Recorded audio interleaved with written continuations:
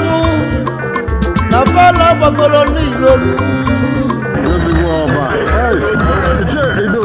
ekene gị na-arụ ndị ịma anya ịchaganya nke ọbụla anya ịchakwara ihe ya jedalụsa onwe m ife anyị ga-amụta n'ọnụ tata igwe na abụọ ọfala first ọfala ya unu bụ ndị ichie nọ live and direct na ya Nigerians onwe ndị ya akọwa maka ya bụ ọfala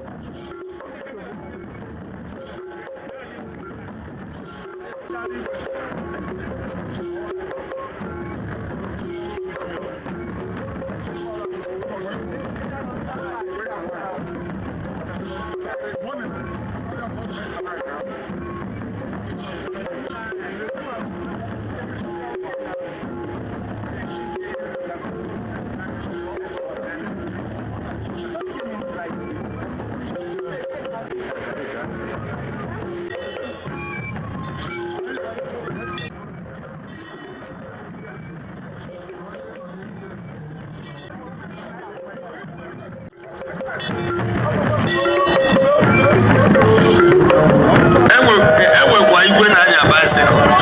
Nke a bụ igwe, ọ bụrụ igwe ọ bụrụ igwe. Biko ka anyị kụnye n'ọtọ nabata igwe onye ọbụla kwere ka igwe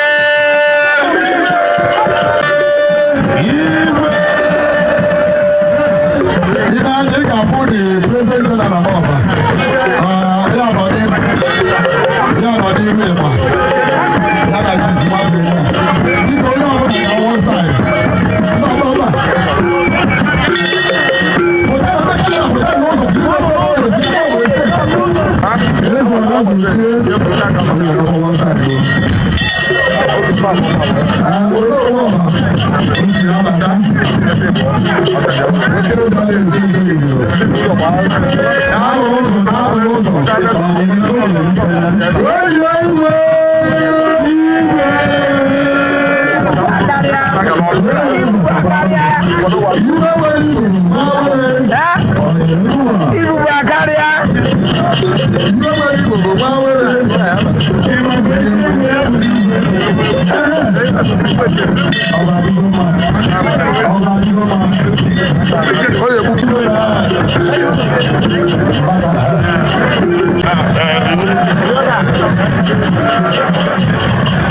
Oye, ọchị ese vidio ọma nka gịnị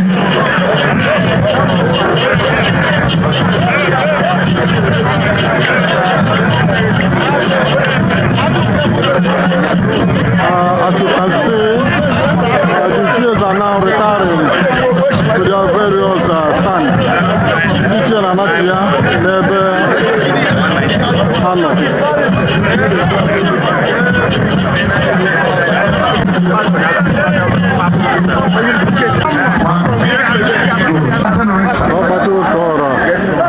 we can know people quickly over your enemies. Present the parishes in your kingdom. May the Lord lead in Jesus' name. To your place.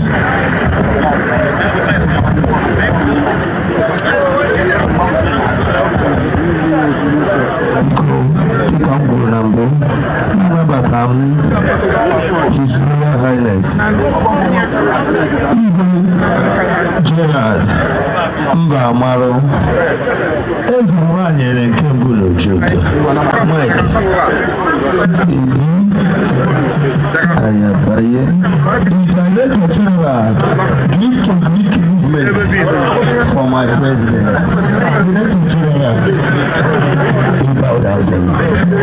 In our midst, you are highly welcome. You are highly welcome.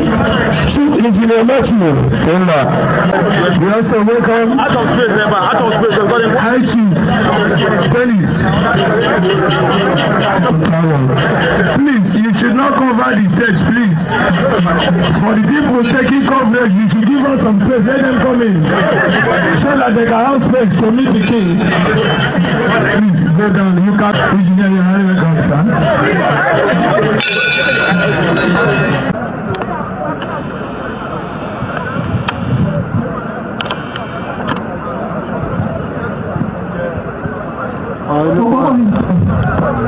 On number one.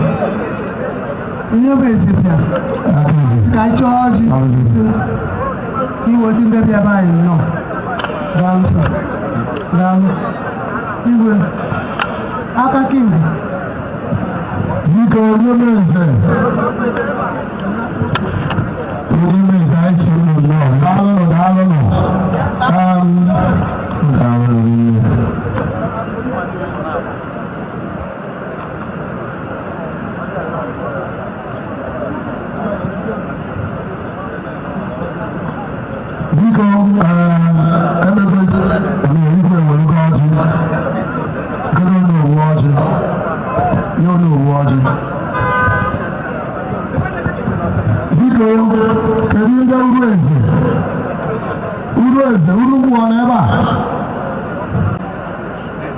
Very good. I'm not never. Oh, Morgan, there's Udo. Is she any of my I'll be sharing her.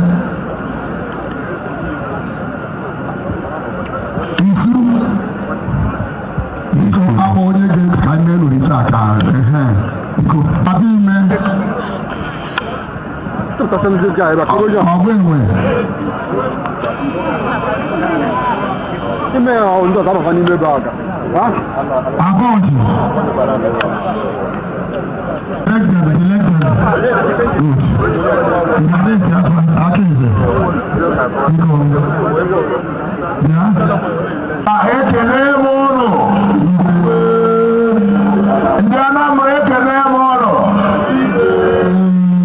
Nigeria, excellent governor.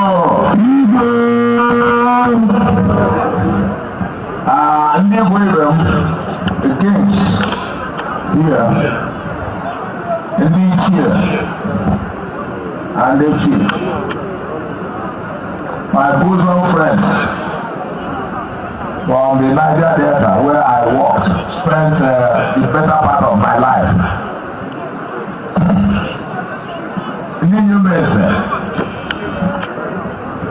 OPU, President General,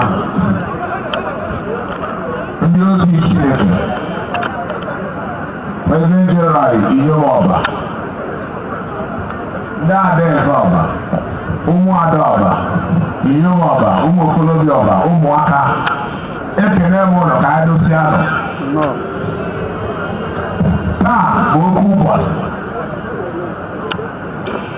ụbọchị Chineke wepụta na anyị ezukọ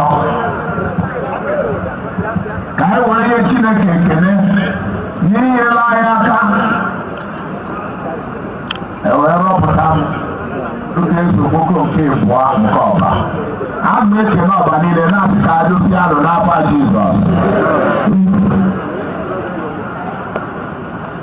A ma ya ozugbo kwuru ụwa ka ọ bịa nye anyị ogologo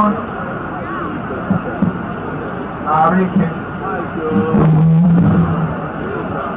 ka ọ bịa nọnyela anyị n'emume nke anyị na-eme, ka ọ bụrụ nke eji wee nye afa Chineke ekele wee n'ogbe ebighị ebi n'afọ Jizọs.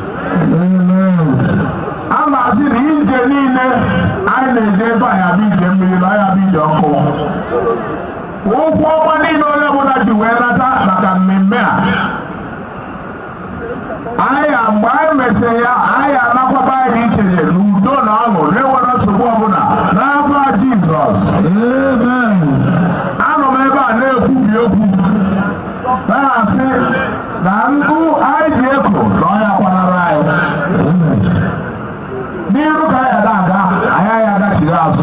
Isi ndị ụlọ ụka nka ise ụmụ anyị niile ọfọ na-aga ọlụfa taa bụ na ọya adị ọlụfa mma n'afọ Jizọs. Ọya mụta ozu nwoke mụta ozu nwaanyị kaba ya na-aga afọ anyị agachiri azụ. Na-ayọ Chineke ka ọ bịa wụta udo na ọganiru n'obodo a, udo na ọganiru na Anambra steeti, udo na ọganiru na Naịjirịa. Egbe belu gobelu ibe ya ebe ya gosikwa ya ebe ọ ya ebi. Wee na-asị ka Chineke were afọ ọma na obi ọma ya wee bịa gọzie ọfala nke mbụ a anyị na-agba taa. Anyị agbakwa ọfala ọzọ, gbakwa ọfala ọzọ, gbakwa ọfala ọzọ, gbagide ọfala na udo na ọṅụ n'afọ Jizọs.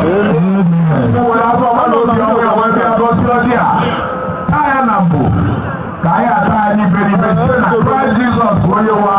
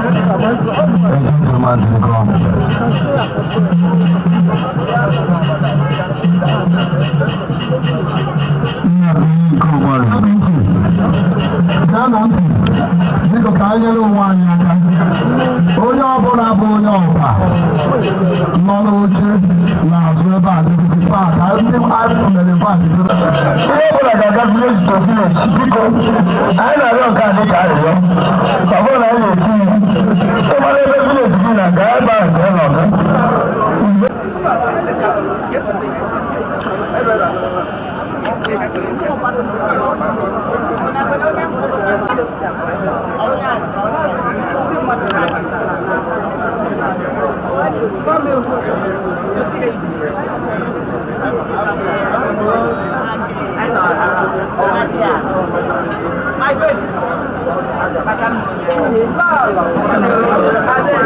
Oh, yeah.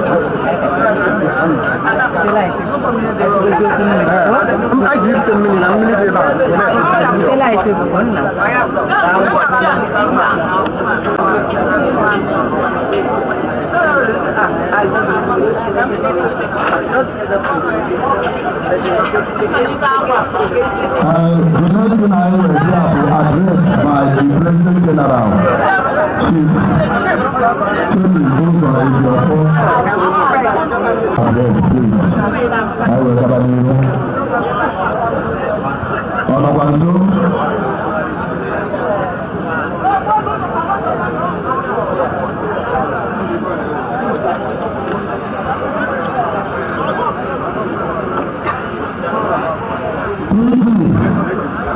because that is your address.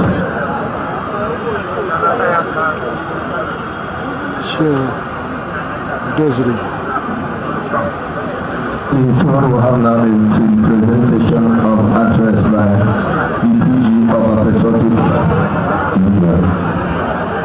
PG, please, anywhere you are. Anywhere you are, please, sir.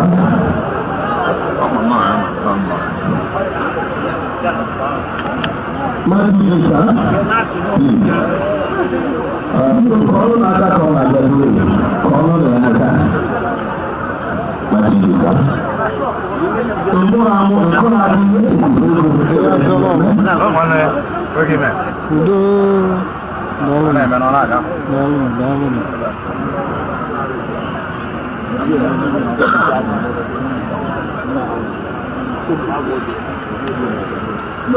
Ndị ichie ekele nụ correct ọfụma ọ na-aga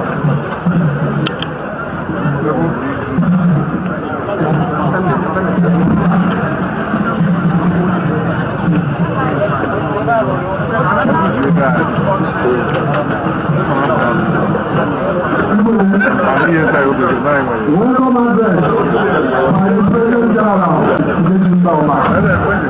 on the occasion of the living of His Majesty Igwe Engineer Augustine Chinedu Mbebele, GOA, Ezebego Chioma, Tuesday 9th January 2026. His Excellency, the Governor of Anambra State, our Honorable Governor Professor Charles Thomas Oludo, the Executive Governor of Anambra State, Honorable Dr. Mr. Maka, Mayor, Denny South, Anambra State, all the dignitaries, the Speaker of the Anambra State Assembly, His Majesty, on behalf of the executive and entire membership of the Patriotic Union, I welcome you to this historic and auspicious occasion, the meaning of our celebration of His Royal Majesty, Igwe Engineer Sir Augustine Chinedu Mbebele, GON, Ezebego the second of Oba. We are deeply honored by your presence of our highly respected governor, eminent traditional rulers, government functionaries, distinguished guests and well-wishers who have gathered here today to identify with Oba and to celebrate the emergence and formal presentation of our Reverend Monarch. The presence underscores our shared commitment to unity, peace, cultural preservation, and sustainable development. Today's celebration marks not only the observance of a reverent cultural festival but also the successful culmination of a credible, transparent and peaceful selection process. In this regard, I sincerely commend the members of the Igwe and Ezebego Selection Annual Committee for their selfless service, sacrifice and dedication. I also express deep appreciation to the OPU executive, to Ndioba, both at home and diaspora, for their patience, unity, and unwavering support throughout this historic journey.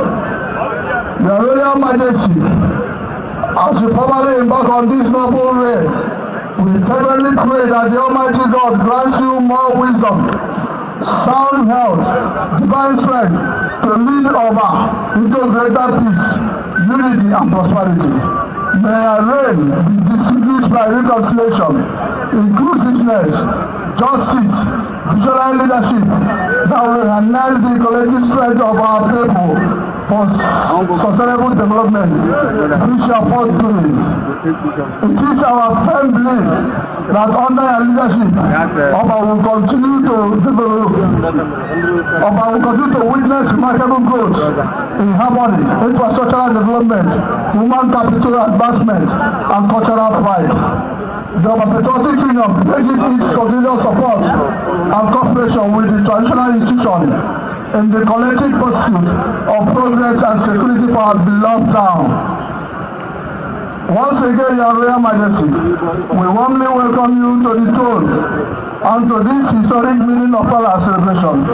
We equally welcome all our esteemed guests and assure you of the hospitality, goodwill, and unity of Ndova. Long live His Majesty Iwe General Augustine Belebe, Joe Ezeboko II of Oba. Long live the Oba Patriotic Union. Long live the Demilisa local government. Long live Anambra State, and long live Nigeria. Thank you for listening, and God bless.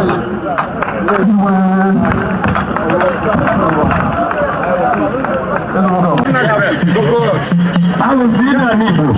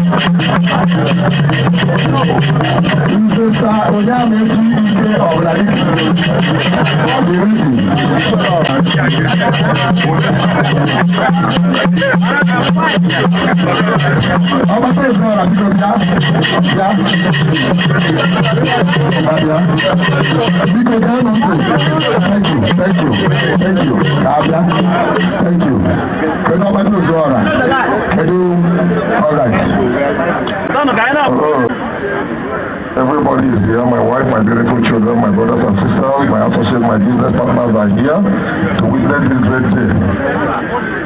I'm an head of Nambualo, but I can't let this lie authority. I know nothing. I didn't pay for it. I didn't bribe for it. It's purely on merit. And whatever it is that you saw in me to bestow this honor on me, it's a call for me to even do more about Okai. I have Ndova, about the guy with the best teamwork. And no one I call you one of the couple of my gallery room. Mukabuna Lulu, maybe we can have one Ndova. All about those one.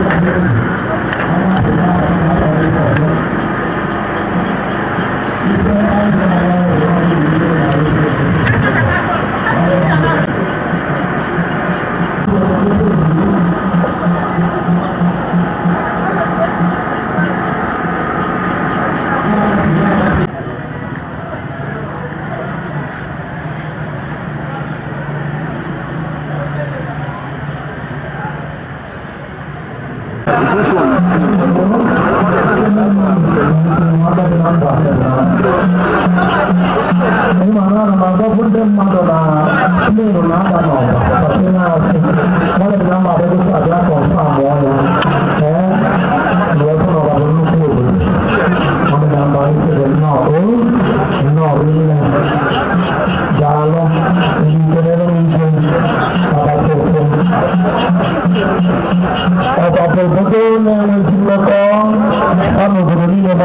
Kuru. Bamela Dikesi Keno Neplova. They are none of the numbers not Anata I will make the name His Royal Majesty. The engineers are again.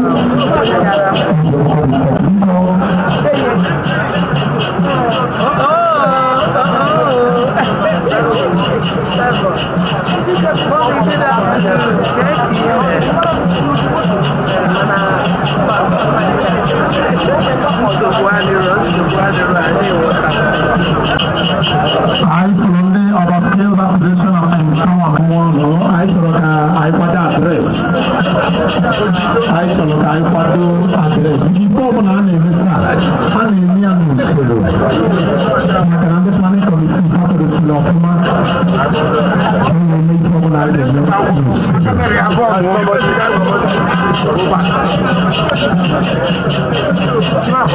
About the program, Igwes of the second address, the mayor, because only open a Kabaru Chidia.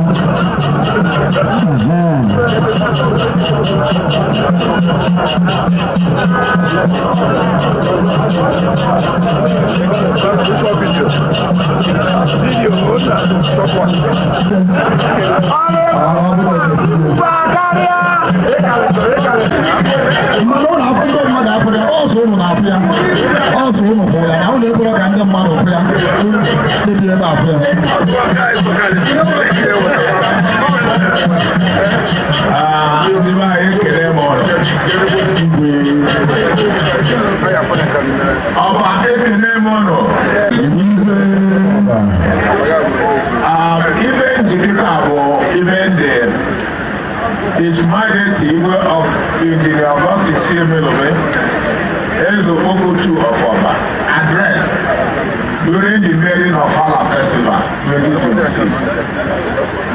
The venue on the matters of land Oba. This will Friday 9/6.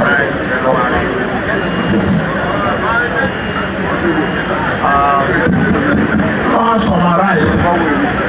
Ibedu na address a onye na-arụzie enwe nwayọ eyuge hụ nwayọ wee go through it wee ghọta ife edene ya nke mbụ bụ all protocols duly observed. I welcome all of you to this meeting of Allah following my ascendancy to the exalted throne of the Igwe and Ezeogboko of Oba. I was elected Igwe by an overwhelming majority, over 96% of our people, on March 15, 2025. I was subsequently issued with the certificate of recognition as the Igwe and Ezeogboko II. A traditional ruler of Oba by the government of Anambra State on June 25, 2025. I remain very grateful to the Almighty God, to my immediate family, to the entire people of Oba, to all friends and well-wishers for the trust and confidence reposed in me. My solemn declaration that I, Engineer Sir Augustine Chinedu-Nemelore, the Igwe and Ezeogboko II and traditional ruler of Oba, on this day, 9th January 2026, do solemnly declare that throughout my reign as Igwe, I shall always respect, preserve, protect, and uphold all provisions of the Constitution of Igwe and Ezeogboko of Oba, and the Constitution of the Oba Patriotic Union. Page 2. My vision, mission, and goals. My vision is to drive the transformation of Oba into a united, secure, peaceful, and prosperous town.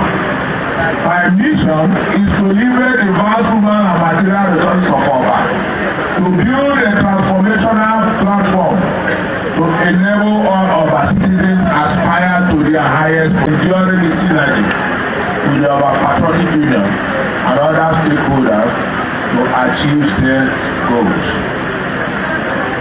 Number 3, development committees. Through the transformation of Oba into a secure, peaceful and developed town will be achieved.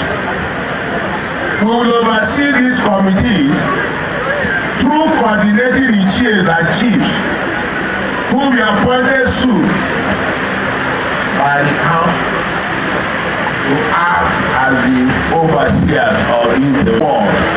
Our own will not be different. Number 4 on page 3. The treasury single account TSA.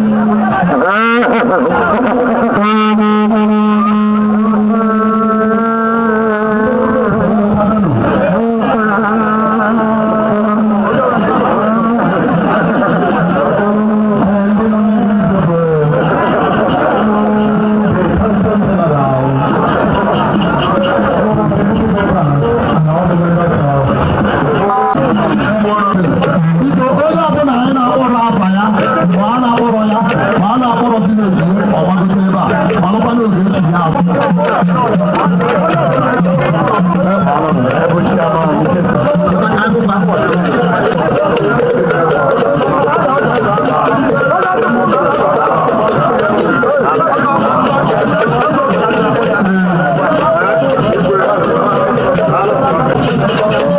The London Director of Scientific Equipment and Development Institute.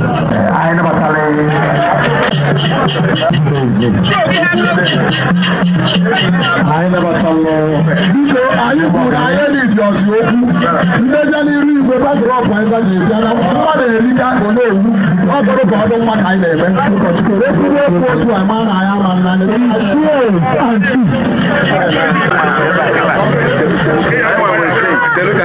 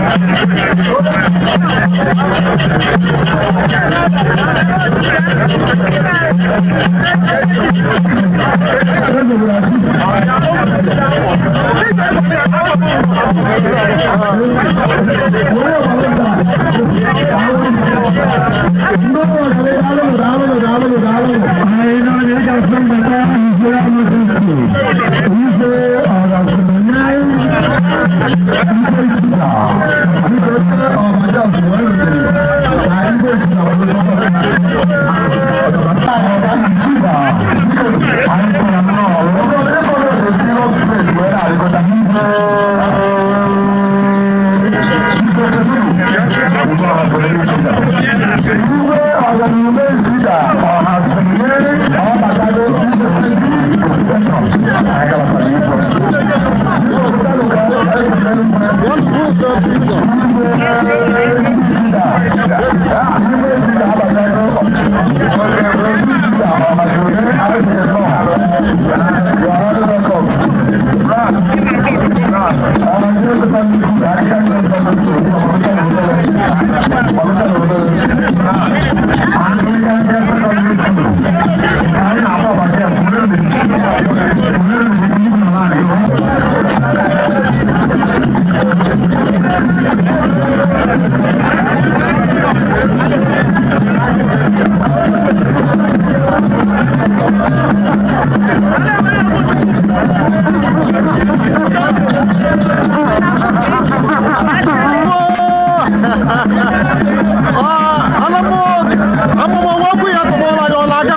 Ije.